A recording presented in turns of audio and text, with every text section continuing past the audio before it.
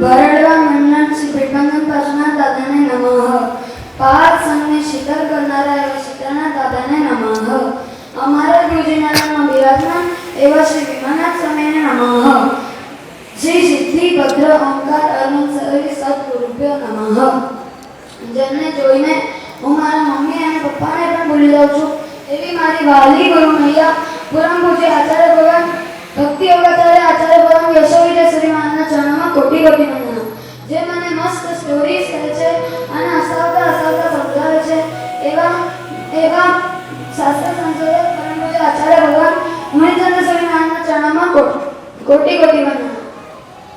જે હંમેશા ગુરુમૈયાની સાથે જ હોય છે એવા સાધ્ય પ્રેમી પરમ પૂજ્ય આચાર્ય ભગવાન રાજપુરના શ્રી મહારાજના ચરણોમાં કોટી કોટી વંદના. નિજાનંદી આચાર્ય ભગવાન પરમ પૂજ્ય આચાર્ય ભગવાન નિજા મહારાજ શ્રી મહારાજના ચરણોમાં કોટી કોટી વંદના.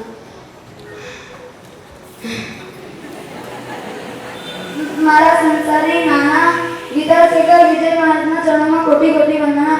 મારા સંસારી મામા ગુરદાસશેખર વિજય મહારાજના ચરણોમાં કોટી કોટી વંદના.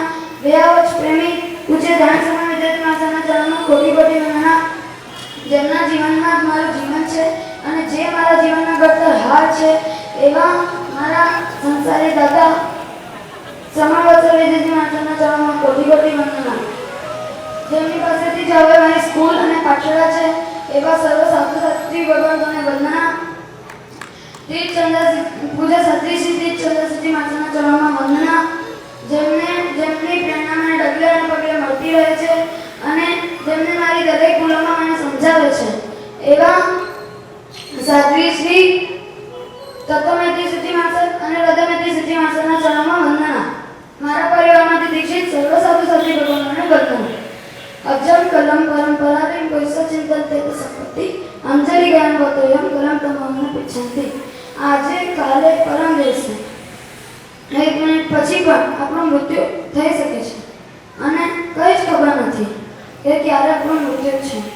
એટલા માટે જેમ આત્મા પાણી છે અને ટીપું ટીપું પડે છે અને ક્યારે પૂરું થઈ જાય છે કંઈ ખબર નથી.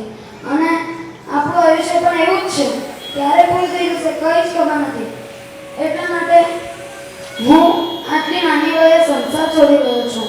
ગુરુમાં હું જ્યારે 7 વર્ષનો હતો ને ત્યારે આપણી પાસે પહેલી વાર મમ્મી પપ્પાએ મને ભેળિયાથી રહેવા મૂક્યો હતો. ત્યાં આપનો અને સર્વ સાધુ સાધ્વી ભગવાનોનો વાત્સલ્ય મળ્યો કે હું દોઢ મહિને રોકાઈ ગયો અને પછી અંદરથી કંઈક થવા લાગ્યું, ખબર નથી પડતી.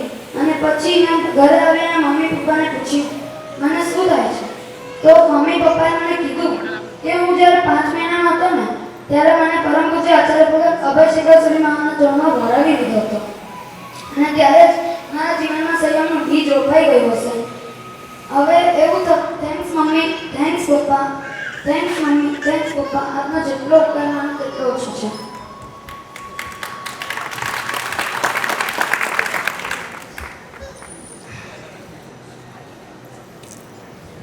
હવે એવું થવા લાગ્યું કે જ્યારે વેકેશન પડે અને આપણી પાસે રહેવા આવતો હતો અને પછી આપણી પાસે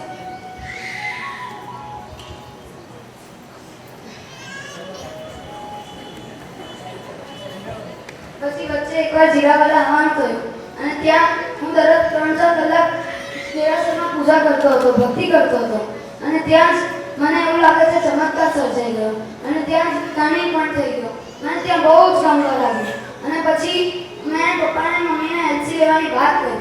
મમ્મા પપ્પા પહેલાં ના માને, પછી માની ગયા અને પછી હું એલસી લઈને આપણી પાસે ઘાટકો પર રોકાવા આવ્યો અને ત્યાં આપની અને મનીષ દાદાની કૃપાથી 68 કોર્સ કરી લીધા અને ત્યારે જ આપને કોલ આવી ગયો હશે. ગુરુમાં સાંભળો છો?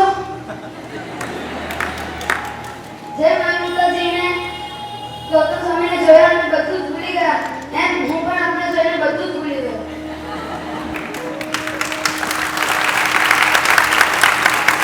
જેમ આયુતાજી નાના હતા અને એમનાથી પણ ઘણી ભૂલ થઈ હશે અને જેમ હું પણ નાનો છું અને મારાથી પણ ઘણી ભૂલ થઈ છે આપણી પાસે. આયુતાજીને પ્રભુએ માફ કર્યા તો આપને માફ નહીં કરો?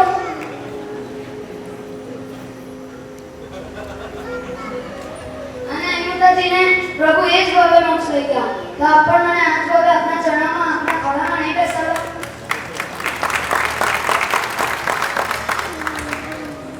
ગુરુમાં આજે એક સ્માઈલ આપીને કહી દો કે બેટા આવી જા, આજથી તું પણ મારે રસોઈ પરિવારનો જ ભાગ છે.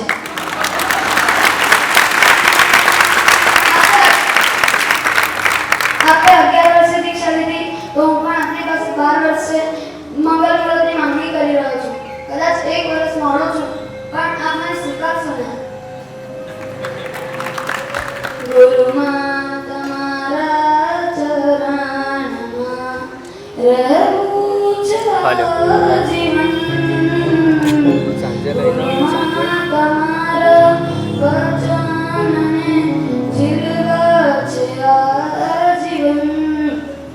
ગુરુમાં મને સ્વીકારજો, વાત્સલ્યથી ભરપૂર છે ગુરુ આપના વચન. અનહદ કરુણા ધરાવતા ગુરુ આપના નયન.